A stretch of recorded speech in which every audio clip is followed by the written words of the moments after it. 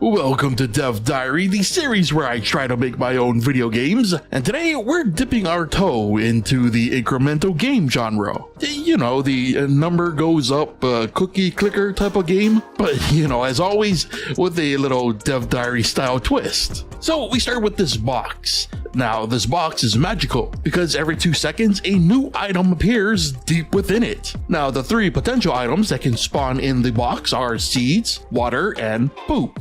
Hovering over the box will preview which of those items will spawn when clicked. Clicking the box, water and poop will always be placed somewhere random in the play area, aka the player's planter box. However, seeds will automatically be placed in the player's possession and would have to either be placed in the planter manually or discarded. After planting a seed, that seed will begin to grow, and the progress can be kept track of visually or by hovering over said plant. In order to reach full maturity, plants simply require time and, more importantly, water. Poop can be applied to a seed up to 3 times, and each poop will increase the growth speed by 25%. And once a seed reaches full maturity, the final plant can be sold for money. Now, technically, money is the numbers goes up part of our numbers goes up game. But money also serves another purpose: improving and expanding the experience. The shopping list can be put up at any time and features the ability to outright purchase seeds, water, or poop.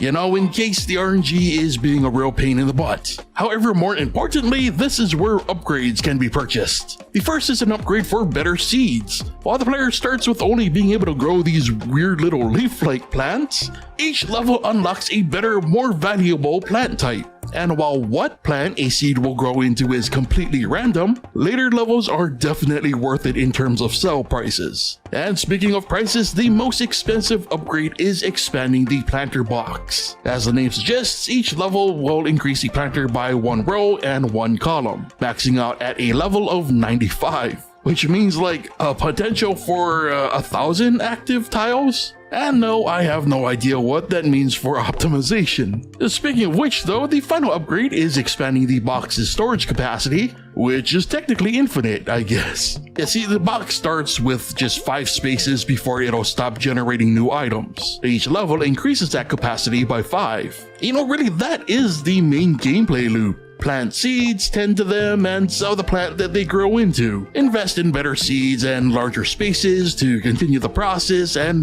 watch that money roll in. No fail state and still in that realm of cozy number goes up mentality. But of course, that little twist of micromanagement to keep someone like myself invested. But again, this is Dev Diary, and no, the micromanagement part is just half the twist. See, every 5 minutes we shake things up by spawning an adversary somewhere in the play area.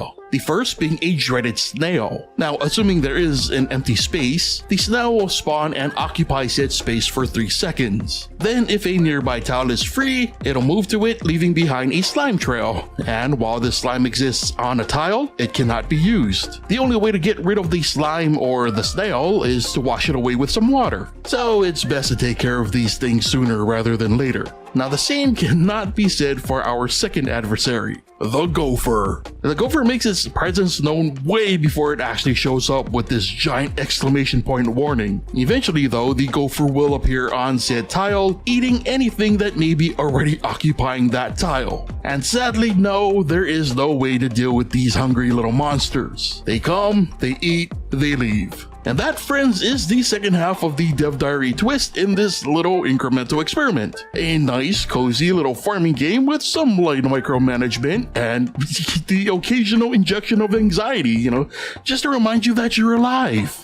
And outside of spending a ton of time animating everything in this project, I also spent a ton of time tweaking the progress math to make sure that the experience was at least somewhat enjoyable. And I did all of that because I knew that this was a project that I wanted to share. So if you're a patron, you can download this cozy little box of anxiety for yourself. And if you do, be sure to let me know how the progress feels. Well, regardless if you decide to check it out or not, I would love to know what you thought of these little twists. I'm still learning what makes for a good incremental game, and honestly, I think there's a lot more potential for this project, like upgrades to making the adversaries less adversarial, and I don't know, maybe even automating the farming. Still, I want to know what you think, so be sure to share your thoughts and ideas in the comments. While you're at it, if you enjoyed the video, be sure to leave a like. And again, I am on Patreon if you would like to not only support the channel further, but also get access to sweet exclusives like today's game. And finally, why not subscribe if you're new to the channel? But with that said, brings us to the end of today's Dev Diary, so thank you so much for watching,